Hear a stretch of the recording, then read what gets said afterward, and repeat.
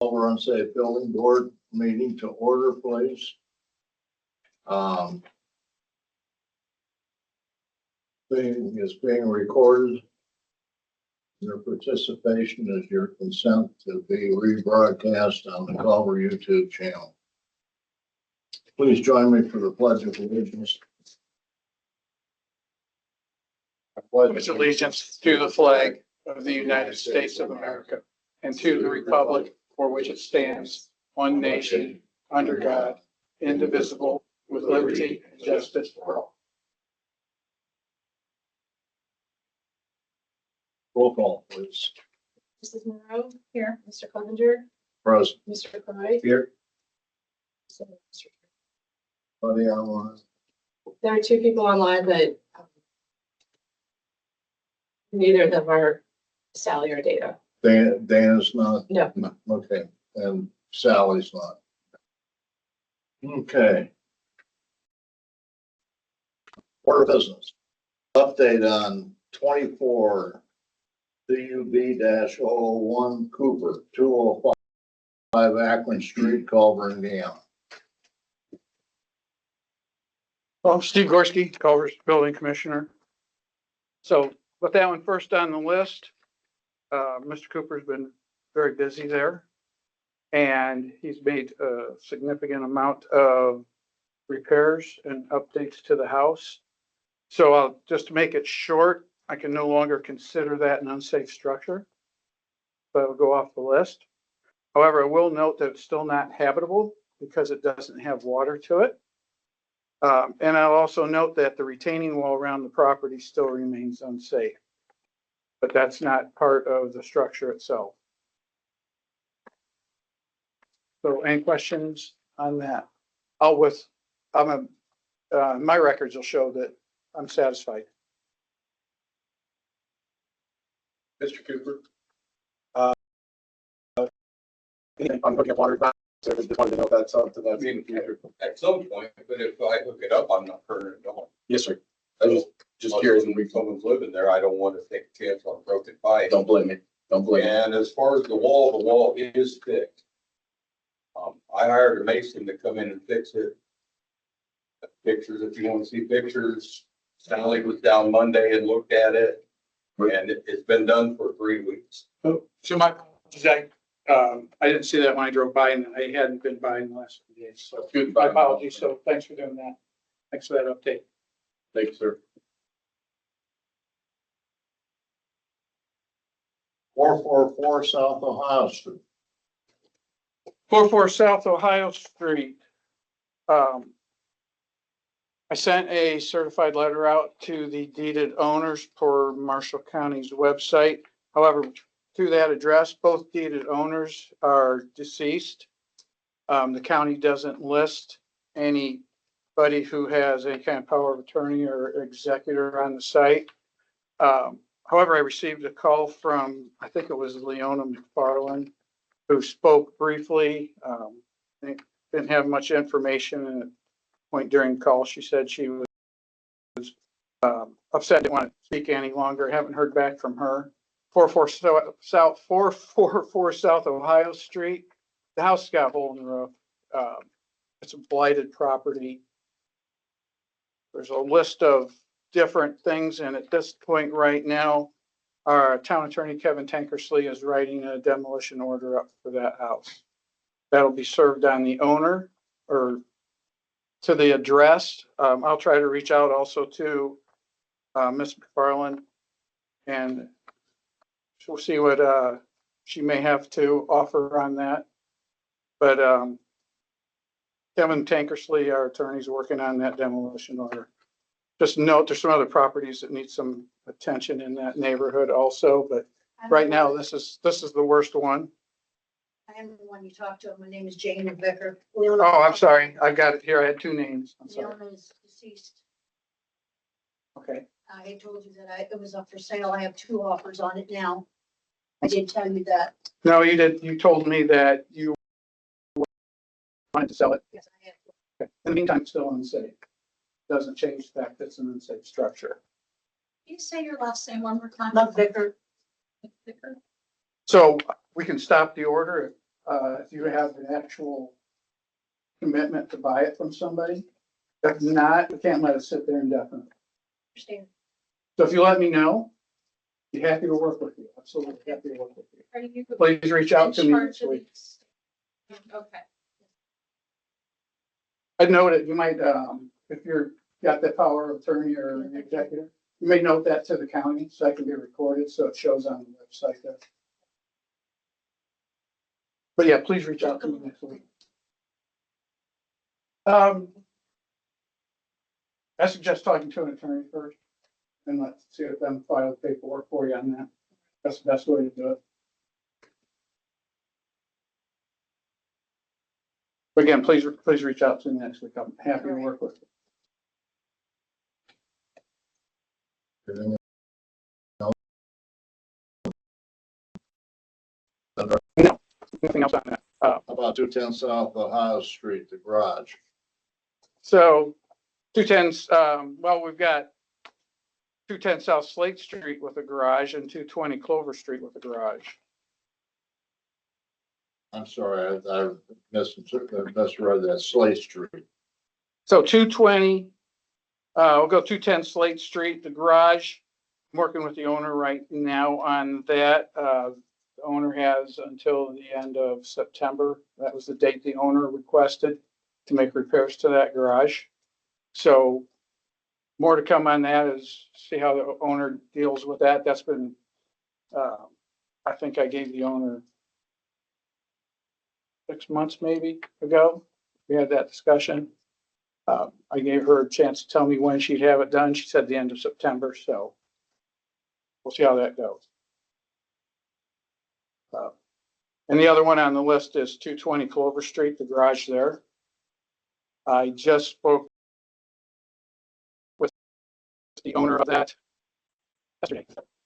I received a letter also that they had a building permit, it expired because they didn't do anything, they never started.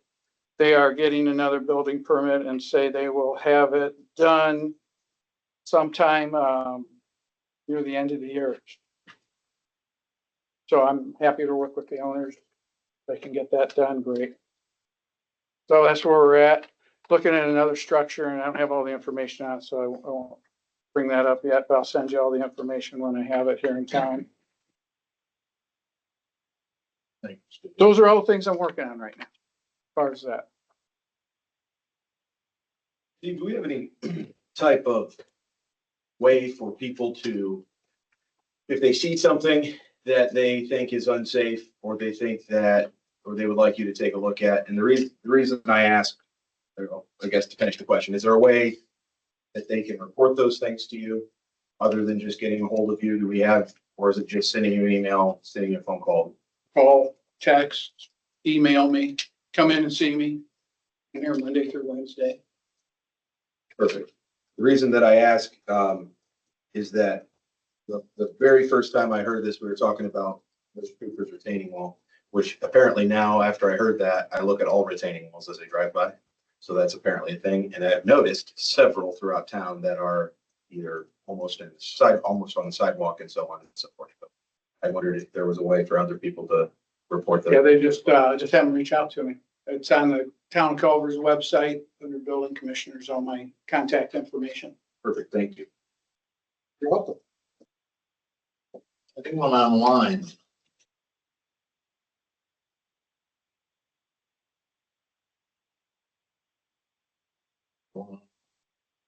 Anyone in the audience? Yes, sir. Hello, my name is Hunter Johnson. I live at 442 Ohio, which I own. And I was just calling to express my support of a demolition order because that house has basically been abandoned for 7 or 8 years. I haven't seen anybody there since 2017. As far as life being on it.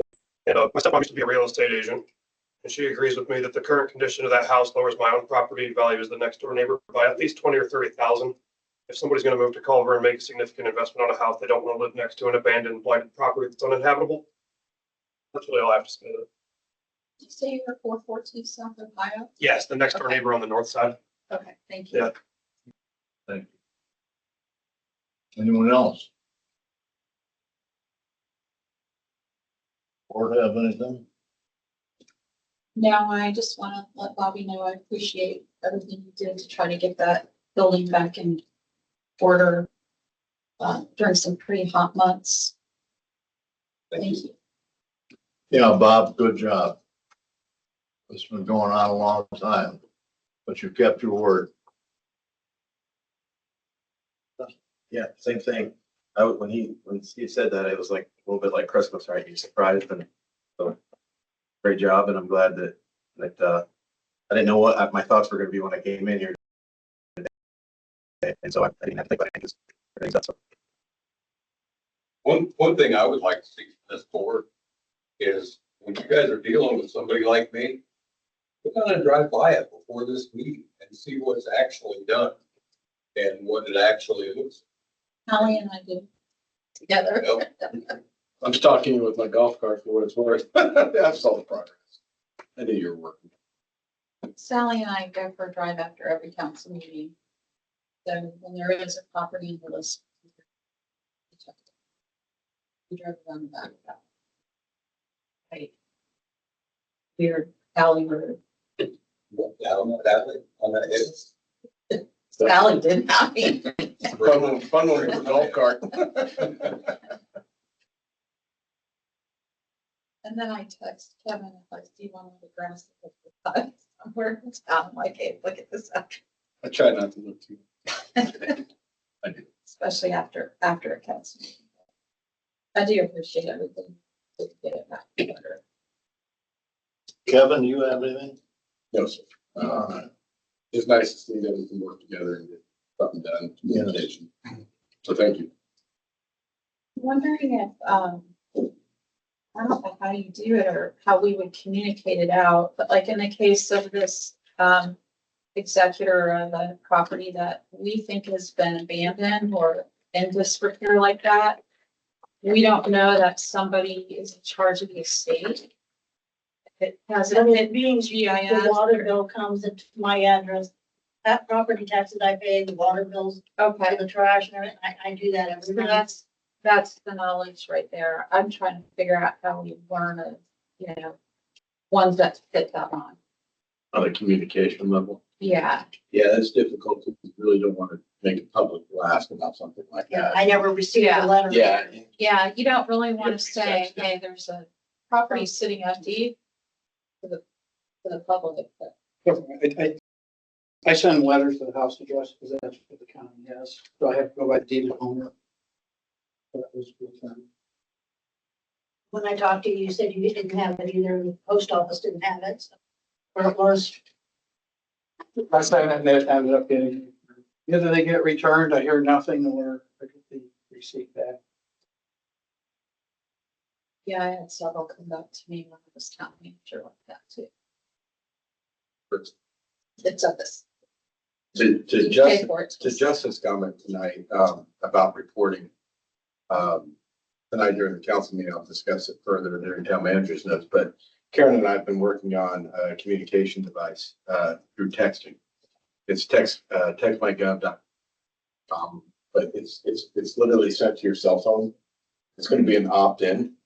The blast will be coming out here probably close to 2 weeks, 3 weeks. We'll be blasting it, but it's on the website now, currently on the town. It's an opt-in device. You dial a number.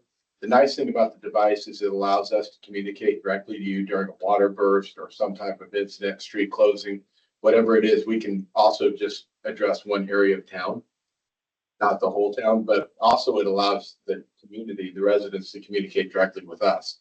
If you see a pothole, a tree issue, a street issue, you can actually send us pictures through the text to show us where the problem is.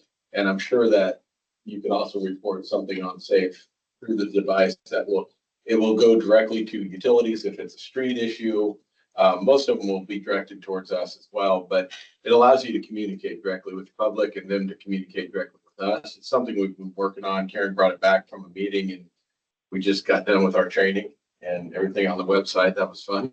But we'll be rolling that out 2 weeks. So Will that replace the emergency one? People could opt in. Yeah. Sounds good. nice thing is it's on the cell phone. Ah. Jamie, it's Jamie, correct? No? Jane, Jane, go on. Hey, how did you said that the property tax and the water bill, Right. how did you get that to happen? Like, did you come in? And Yes, I came in. perfect. And Jenny, that might answer like when we have somebody change an address, just a simple question of, do you have any, have you been left in charge of an estate of you, those two things type of. Yeah. Like they do at the post office, do anything hazardous, perishable or whatever. Just a 2-sentence line. And so he says, yeah, well then, hey, we know we got to pay. I'm gonna go with, they're probably gonna answer no. Yeah, don't ask that particular question, but.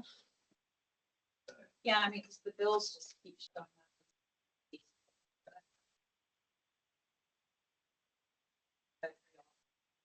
Getting it switched over. Hard to do if you don't own the property. Just know when I have to send out legal notices.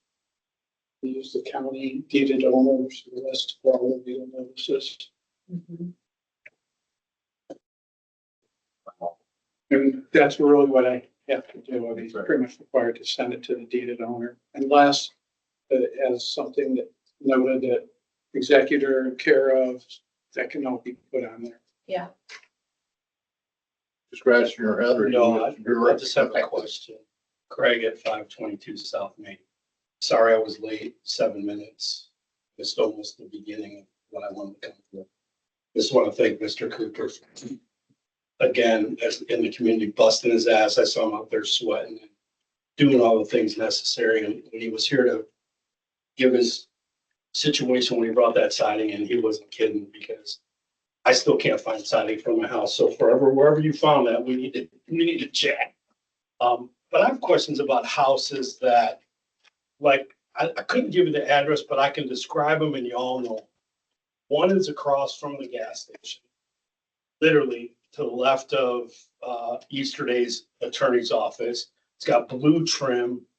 Some days it looks like there's windows open. Some days it looks like there's people in there looking at you, looking at them. And other days it just seems like anybody could be inside because a door will be open, but you don't see anybody. And I don't think anybody's lived there as long as I've been coming to Culver, which is 15 years. And then the other one is the one down Main Street. That's on Main Street. The other one's down Main Street. It's advertised for sale. It says investment property, 4 possible kitchens, 19 bedrooms, and it's got the garage that sits in the back with all the road signs on. That door to that place is open, and I guarantee you there's squatters. And Which property is this? I don't It's the know. It's the big house. I know. It's the giant. There's a big house on South Main, and you can see from when you're it's on Is the it white? east side of the Yeah, road, it's white. mostly white. It's got street signs on the garage. And they usually wait till their grass is like 2 feet high So I send them a letter. until Kevin sends a letter, and somebody comes over and cuts the Yeah, grass. that's one that, I've had 2 phone calls this year on that one. And my other question is, before you answer, is if a realtor has a house for sale, and let's say the realtor, for lack of a better name, is Sean Reed, because I know that name, and his property is not selling, but he's not cutting the grass. Not saying Sean's ever done that, but is a person that is the listing agent or the company responsible for the upkeep of that no. house? No, they're The not. owner. And a lot of them will work with us. Obviously, it's in their best interest to get a hold of the owner to get that grass cut, because it's hard to move a house when you are looking at a goat pasture. Right. So we've had a couple occasions in which I've worked with several different realtors to get that done. A lot of times the person selling the house is out of town, and it's just an ongoing issue. They'll give me a number or they'll give me a contact and I'll call them directly. I don't have the realtor do it for me. I call them directly. And usually we get a response. If not, they're getting a notification. We can And I never give them make 2 a weeks realtor. to 2 weeks to get it cut. We pushed the line, especially that one on Main. I know which one you're talking about. In terms of the one that's next to Easter Days, it is owned. I know who owns it. It is been occupied off and on. The person, I can't comment if they're living there now or not, because I don't check residency. Steve is obviously aware of the house and it's his determination I don't think it's unsightly, but not unsafe. There is some work that could be done with it, and it's a shame because it's a beautiful craftsman. It'd be fun to fix up. But I know which one you're talking about, and there is people that are in and out of that building. I just saw the owner there probably about 3 nights ago. So I do know that's somebody that's occupied. I can't comment any more than that. I don't know somebody. I don't knock on doors. And in terms of squatters, it's hard to determine. Again, our interest is on safe, right? Or issues there. That's more of a civil owner matter, and we have to delineate, not be property managers, right? Not be there. But if we do get a complaint, it's our police that will check that. Well, We started working on an abandoned ordinance. When Jeanette Cerisi was one of the attorneys working with us before she became judge, and it never got done. It was going to basically follow state statute.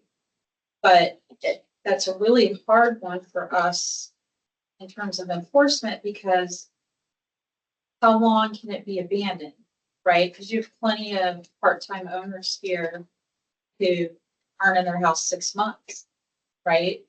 Or they're here in the summer months and not the winter months. But then there's the abandoned property that you can tell no one's in it. And if someone is, it could be a squatter, right? The movie theater, from my perspective, was abandoned for 8 years, just Right. fat and rotted. Or the evidence is inside. Right, and when it became unsafe, we could enforce it, because, you know, when the facade starts hanging off over a sidewalk, people walk under, you have an ability to enforce a current ordinance, but we've not done the abandoned building ordinance yet. And once Jeanette left, Sean was gonna work on it, it just never got done. So it's something we can have our current attorney look at. And I think we've kind of debated it over the past couple of years, because it gets tricky with the number of Airbnbs, et cetera. Yeah. And you know, you lived in California for a period of time where you weren't in your house, but it wasn't necessarily abandoned because you come back and visit. yeah, or there. And or you had may have somebody hired a service to mow for Right. you. Yeah. You know, a lot of people who are not in it year round, they'll hire a service to take care of it. Yeah. But then you have those that don't, and that becomes a nuisance for the neighbors. But I think there's a difference in what, to hear me say I feel sorry for Mr. Cooper is probably funny to all of you, but that guy never shut the power off. He never shut the water off. He made sure the garbage was out every week. And just because the house looked bad, you hounded the poor guy. There's houses that are in worse shape in town where, and Steve said he's accessible. Well, on this house I'm talking about on Main Street, I said to Maureen, I'm gonna go down and see Steve. And she said, the only reason you're gonna bring Steve over there is because you could outrun him. And there was some truth to that, because I'm kind of a chicken shit when it comes to going up to a house to see if somebody's there. But if that thing catches fire, that whole block's gone. So we need to do something about it. Well, I think it's important to realize one thing, though, that there's a difference between what might be unsightly and unkempt and what's unsafe. And really, this board is interested in what's unsafe. So I give you an example of the last report we had. The theater looks like the Dickens. Right. But basically, it's not an unsafe building. So there's very little this board can do. We have talked about potentially having a design ordinance. And I think we've always avoided that because we didn't want to have to dictate necessarily how you want your house to look. Well, what happens on that house on Main, because the door's open? If somebody wanders in there and falls through a floor, whose responsibility is that then? The homeowners? Or do they come to you and say, hey, you have an unsafe building committee and you've never made this building unsafe? I mean, No, it's definitely the owner's responsibility, but also, I mean, I've driven by that house and I haven't noticed the door open. but I don't live on that end of town either, so I'm not like going by it daily. But I would definitely report it, so we could have the police and Steve like keep an eye for that. And maybe we can report it to the owner, hey, you've got an issue here, the same way we would if you have a hole in the roof of the house. If an animal can enter, that's an issue, Right. right? And then it can be vermin entering the property, that's not safe for the neighbors. I would agree with that. And we certainly don't want squatters entering. But the owner has to have some responsibility in securing their property. And just because the town declares the building unsafe, if it's unsafe before the town declares it, it's still the property owner's responsibility to maintain the property. They're the ones that hold the liability for that property. The fact that we haven't declared it unsafe doesn't somehow attach us to any type of liability chain. I will It's walk a good over, question, but I will walk over there next week. I've been spending more time walking in town than driving. Have seen you. It's basically what you see when you walk versus drive. I will go by that house next week.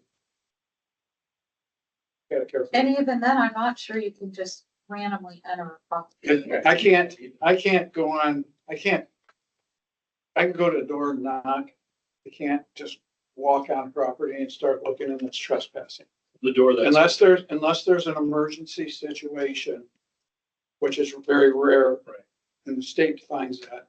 I can't just start peeking in somebody's windows or anything. Well, the door that's. That's what I can see. North side of that. That's what I can see from the sidewalk typically. Now I'll go up and knock if somebody's there, I'll ask them questions. There's nothing more. I'm gonna have We got one more. Question, Oh, Kerry yes. Cheseldine, 520 South. It was brought to Mr. Cooper's attention that part of his violation was an open window. There was a bird or something seen in it. And I think we just mentioned open windows, open doors. There's a house on 900 South, 900 block of South Main, across from the dunes, just south of the garden apartments. It's a brown, dilapidated salt box. It is not particularly unsightly. It's certainly not a beauty, but it also has a wide open window in the back. It has a wide open door in the back. It has no power meter on the side, so I'm assuming it is not being used to residents. Where does a structure like this fall in?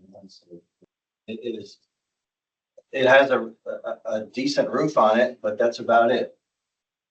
So obviously the process for Steve is to first do his initial, what would you call it, Steve, your initial inspection? Inspection, investigation.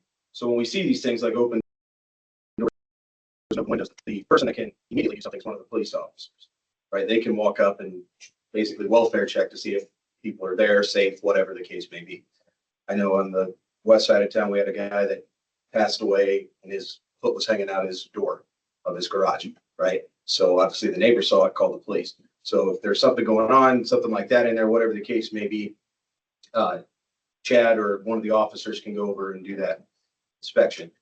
And as Bill as Bill said, and as Steve said, our priority is obviously in the unsafe.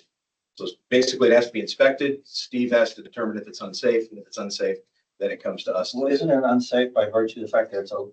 no, No. I think what I'm hearing, and I'm hearing from both of you, and correct me if I'm wrong, is I think there's a delineation between unsafe and abandoned. Abandoned doesn't necessarily equal unsafe. No.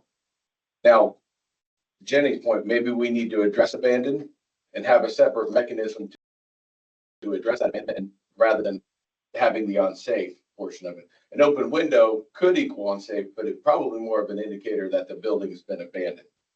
Now, abandonment is also an issue for the town, and we probably need to have that conversation, but it necessarily doesn't happen to be unsafe.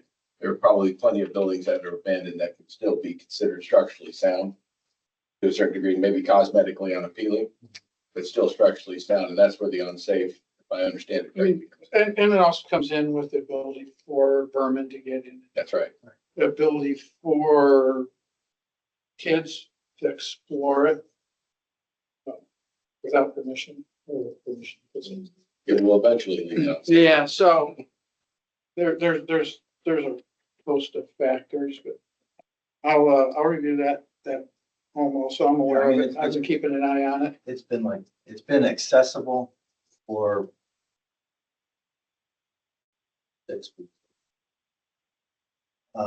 But it's kept as long as mowed regularly.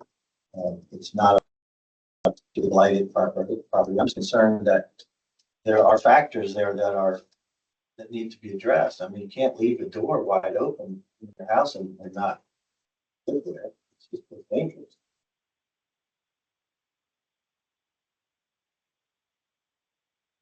All right, can I have a motion to adjourn?